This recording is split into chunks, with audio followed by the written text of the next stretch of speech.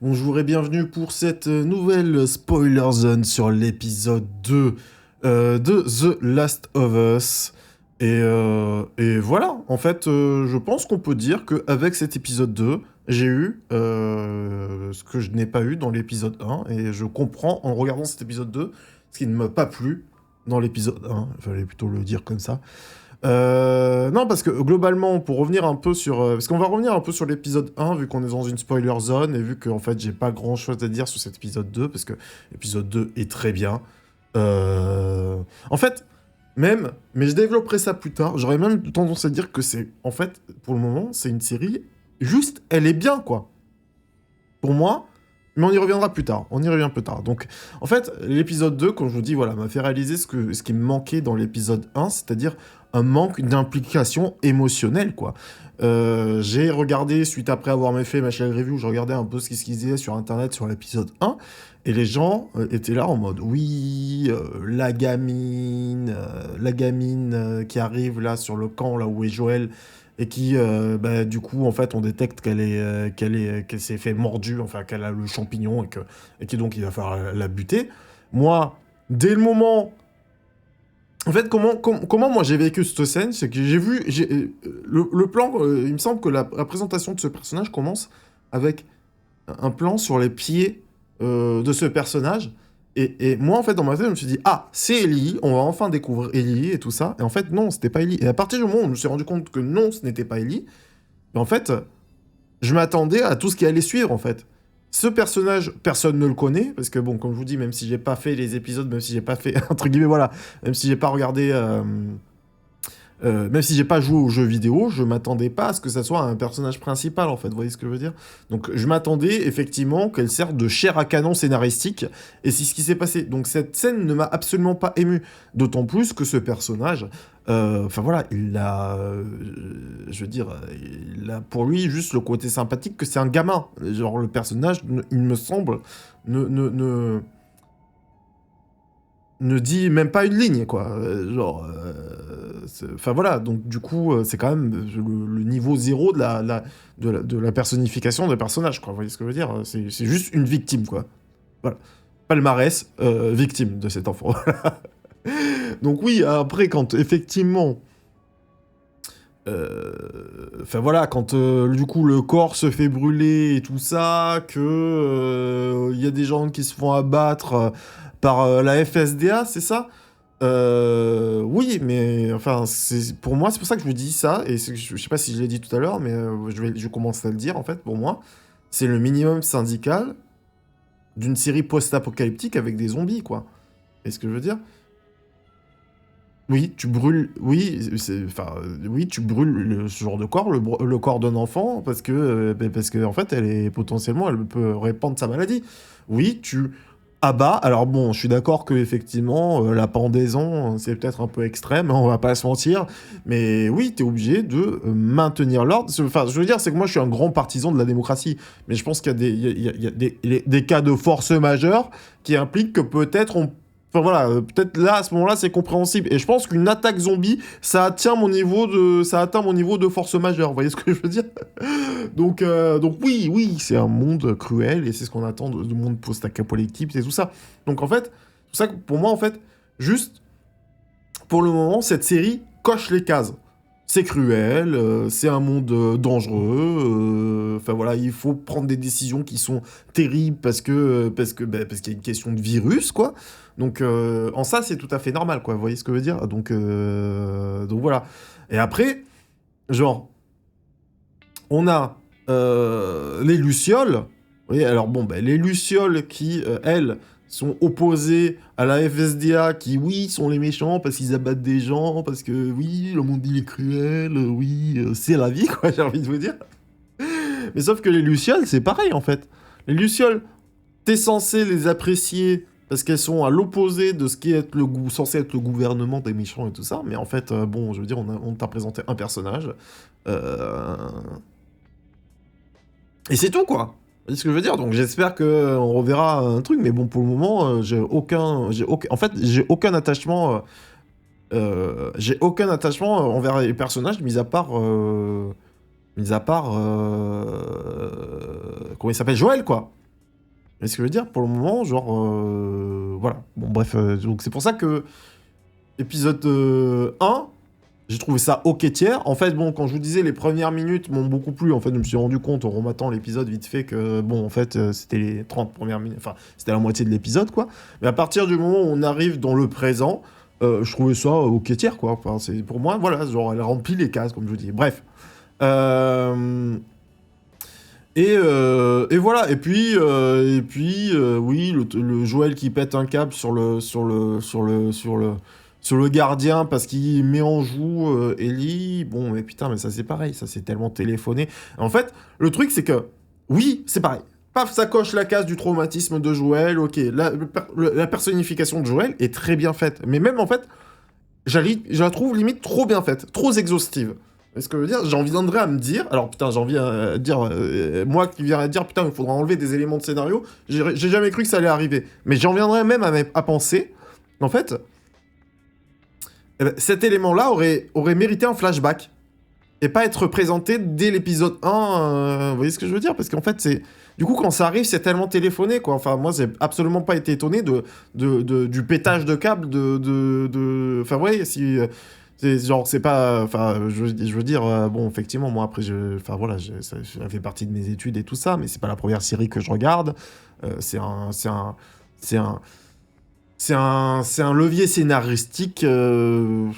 tout ce qu'il y a de plus commun, quoi. Vous voyez ce que je veux dire? Donc, bref, et en venir à dire, putain, ça aurait peut-être mérité un flashback, tellement j'ai trouvé ça téléphoné, alors que je déteste les flashbacks, c'est pour dire à quel point, bon voilà, oui, c'est bien que ça y soit, mais c'est peut-être pas nécessaire, quoi. J'aurais préféré, limite, ne pas comprendre pourquoi il pète un câble, et le comprendre plus tard dans un flashback. Vous voyez ce que je veux dire?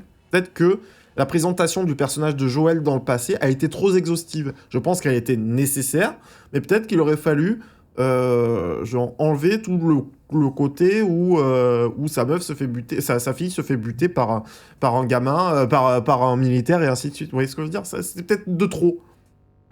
Alors j'ai appris plus tard aussi en regardant d'autres reviews que effectivement en fait la série était aussi tenu par un des scénaristes de la série, ou un des créateurs du jeu vidéo, un des scénaristes du jeu vidéo ou un des créateurs du jeu vidéo. Donc j'ai l'impression qu'effectivement, du coup, ça blinde. Tout ce qu'on n'a pas pu expliquer dans le jeu, je sais pas ce qu'ils ont pu expliquer dans le jeu, mais du coup, ça blinde, quoi. Mais sauf que du coup, ça blinde un peu trop, j'ai l'impression. Bref, c'est du détail, hein. C'est pour ça que je vous dis, en vrai, voilà, je suis pas en train de vous dire que la série elle est mauvaise, mais j'avoue que sur certains détails, à chaque fois que j'y pense, je suis là en mode, ah c'est dommage ça, c'est dommage, mais c'est bien. Mais comme je vous dis, c'est le minimum syndical. Pour moi, une série post-apocalyptique dans un monde zombie, le minimum syndical, c'est ce qu'est en train de faire The Last of Us, quoi. Vraiment. Bref. Donc voilà, bon, voilà, à peu près pour ce que j'ai pensé de l'épisode 1, rentrer dans le détail maintenant, allons dans l'épisode 2, cet épisode va être extrêmement long, j'en suis d'ores et déjà désolé. Non mais en vrai, dans l'épisode 2, j'ai pas grand chose à dire, juste que, déjà pour commencer, la scène d'intro, bon, j'imagine et j'espère, au vu de comment ils font toutes leurs scènes d'intro sur les 2 premiers épisodes, que chaque scène d'intro va être une masterclass, genre à tel point que je me dis, putain, genre le moment où la meuf, la scientifique dit aux militaires en mode, vous savez, moi j'ai travaillé toute ma vie sur ce champignon, il n'y a pas de remède, il n'y a pas de truc, bombardez tout. Ça a un potentiel mémesque absolument de ouf, quoi, tu vois, en mode quand il n'y a plus aucune solution, bombardez tout, quoi. Franchement, cette scène, la scène déjà dans l'épisode 1 était vraiment très très cool. Alors qu'on a des pertes de FPS, c'est terrible. La scène dans l'épisode 1 était vraiment très très cool, mais la scène dans l'épisode 2 est aussi très très bonne. Et j'espère que la scène dans l'épisode 3 sera tout aussi bonne. Voilà. Du coup... ensuite, on vient en fait ensuite cette scène du musée, la scène du musée. Bon alors là c'est terrible parce que au moment où elle commence, t'es vraiment en train de te dire bon bah ça c'est vraiment une scène du jeu vidéo quoi. Y a pas à tortiller du cul pour chier droit quoi. Ça respire une scène de jeu vidéo. Les mecs se font bloquer par l'écroulement de quelque chose. Bon bah voilà, hein, là t'es obligé de fight, t'es obligé de te cacher, t'es obligé de crouch, t'es obligé de t'abaisser. Et alors c'est ça qui est très marrant parce que en vrai, Quand tu apprends que du coup, alors je crois que ça s'appelle les claqueurs, c'est ça? Parce que je voulais, je trouvais cette photo, enfin cette image assez emblématique, donc je voulais illustrer cette spoiler zone avec cette image et potentiellement en faire ma miniature. Donc du coup, j'ai vu sur internet que ça s'appelait un claqueur. Et du coup, sauf que ça, c'est pas expliqué non plus. Mais c'est bien que ça soit pas expliqué, que ça soit expliqué. Enfin, bref, non, mais je sais qu'il y a des trucs où je vous dis, ouais, il faudrait que ça soit moins expliqué. Et là, je suis en train de vous dire, bon, c'est pas expliqué. Bon, bref, écoutez, chaque homme avec un grand H. Et voilà, à ses contradictions. Hein, voilà. Du coup, oui, les claqueurs. Alors, est-ce que les claqueurs, c'est des chauves-souris? Je veux dire par là, ok, ça voit rien, mais le fait que ça produise un certain bruit avec ces trucs, ça fait comme un écho sonar, et que donc du coup... Parce que du coup, c'est quoi l'intérêt, mis à part le fait que c'est un reliquat du jeu vidéo, c'est quoi l'intérêt de se baisser? Je veux dire, ils sont aveugles. Le truc te voit pas, bon, ben, ça sert à rien de se baisser, en fait, vous voyez ce que je veux dire? À moins que, effectivement, en fait, ils ont genre une vision auditive, ça n'a aucun sens de dire ça comme ça, mais comme des chauves-souris, vous voyez ce que je veux dire? Je sais pas, mais bon, bref, en tout cas, voilà. En tout cas, scène très très cool, hein, au demeurant, même si on peut pas s'empêcher de dire, putain, ça fait scène de jeu vidéo, quoi. Donc je l'avais colle, hein, enfin... Quand je vous disais la dernière fois en mode oui, j'espère que je crois que c'est Olivia Dunham dans Fringe, je sais plus, je sais pas comment elle s'appelle. Putain, j'avoue que j'ai pas pris mon anti-sèche aujourd'hui. Donc la meuf de Joël, donc qui finit par mourir, hein, je l'avais colle. Hein, donc c'est terrible parce que j'adore ce personnage. Mais encore une fois, enfin j'adore cette actrice, mais encore une fois. Donc en fait oui, là encore, cache causé, case cochée, putain, case cochée. Un personnage, entre guillemets, principal meurt. C'est cool. Voilà, une série qui n'a pas peur de buter des personnages. Bon, j'imagine que la question se pose pas, étant donné que ça doit être un personnage qui meurt dans les jeux vidéo. J'en sais rien. Bon, bref. En tout cas, je suis deg. Mais toujours est-il que, en fait, j'ai presque l'impression que, même si ça arrive et si ça devait arriver et c'est cool que ça arrive, j'ai un peu l'impression que ça arrive trop tôt, en fait. Je veux dire que c'est quoi le palmarès du perso? Palmarès du perso, meuf de Joël, elle habitait en Géorgie. Elle est morte maintenant. Ce que je veux dire, c'est que, en fait, genre, on n'a pas eu le temps de découvrir le personnage, il est déjà mort.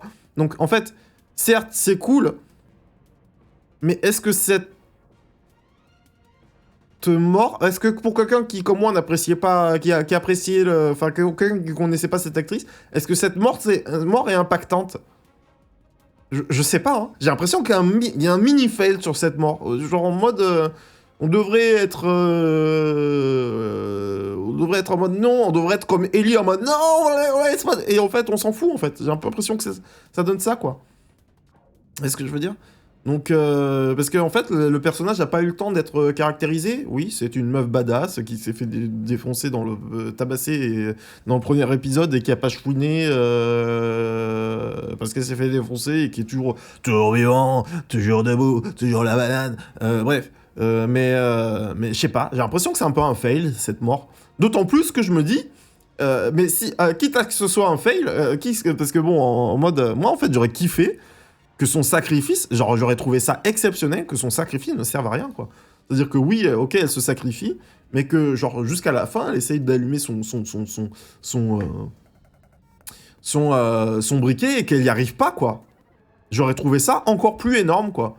Vraiment. J'aurais trouvé ça...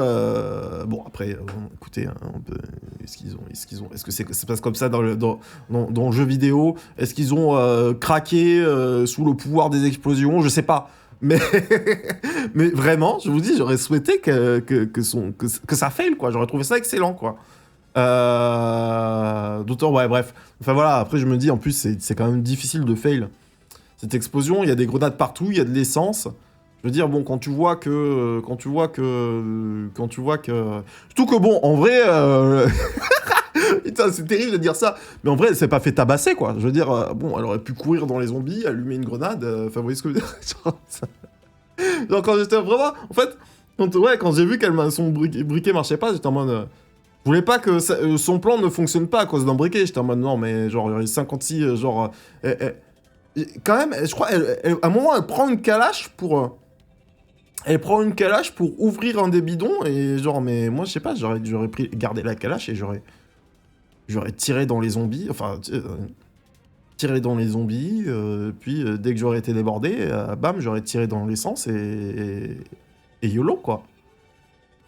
Je sais pas, bon bref, ça, j'ai trouvé ça un peu... Mais c'est pareil, genre, en fait, je vous parle de détails qui m'ont un peu perturbé, mais c'est du détail, on s'en fout, le résultat est le même, en fait, vous voyez ce que je veux dire, c'est bon, c'est bien, c'est bon, c'est cool, mais on est, pour moi, tant pis, allez, je vendange ma fin de review, mais pour moi, en fait, on est loin d'une masterclass, quoi. Vous voyez ce que je veux dire? Il y a plein de gens qui sont en mode, oui, c'est exceptionnel, c'est bien, mais c'est pas exceptionnel, hein. Enfin, bah, je sais pas, hein, peut-être je suis trop difficile avec la série, j'en sais rien, mais genre, je suis pas en train de vous dire que j'aime pas, hein. Je passe de très très bons moments quand je regarde les épisodes, hein. Mais, enfin, surtout le deuxième épisode. Je vous avouerai que le 1 m'a un peu laissé un peu sur ma faim, mais le deuxième épisode, je trouvais ça très bien. Mais ouais, c'est cool, quoi. C'est cool, mais pas plus, quoi, en vrai. Enfin, ouais, je sais pas.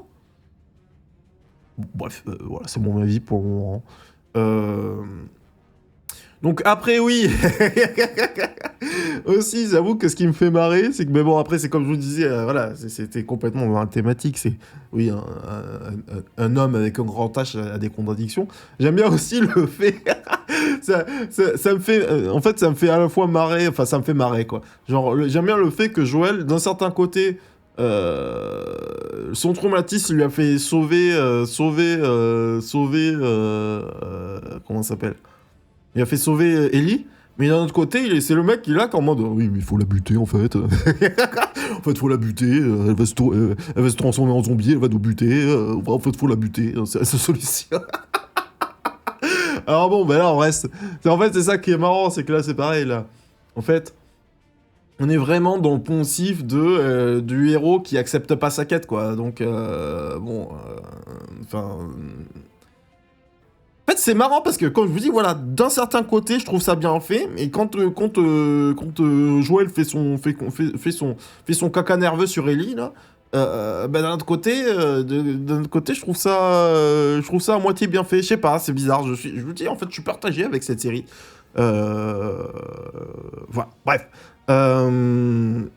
Et enfin, pour terminer, ben, en fait, je suis assez rassuré par Ellie, en fait, qui commence à mettre de la nuance dans son jeu. L'actrice qui joue Ellie, hein. Mais bon, bah, peut-être parce qu'elle avait pas de nuance, parce que bon, bah oui, elle était captive, donc elle faisait la gamine badass de 14 ans qui chie à la gueule de ses ravisseurs, entre guillemets. Bon, maintenant, c'est toujours un peu le cas, mais bon, elle est taquine. C'est bien mis en scène que c'est une gamine de 14 ans qui, même si, oui, et comme le dit Olivia Dunham, je suis désolé, mais la meuf de Joël, oui, elle a des couilles. Oui, elle a des couilles, mais ça reste une gamine. Et ça, c'est très bien fait. En vrai, je commence à apprécier... et c'est un peu ce qui me manquait pour le moment avec Ellie, c'est que j'étais en mode... Bon, bah, pour le moment, j'avais un peu l'impression que je devais l'apprécier uniquement parce que c'est un personnage principal. Là, son personnage commence à m'attendrir et je commence à l'apprécier.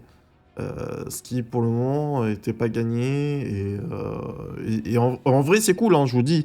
S'il y a une espèce de switch sur... oui, on développe beaucoup Joël maintenant, parce que plus tard, sera, entre guillemets, à Ellie de prendre son envol et sa place dans le scénario. Bah, c'est très bien, pour le moment, c'est très bien la manière dont c'est fait, quoi. Donc voilà, pour résumer, ouais, moi je trouve pas que c'est une masterclass pour le moment, mais pour le moment c'est très cool.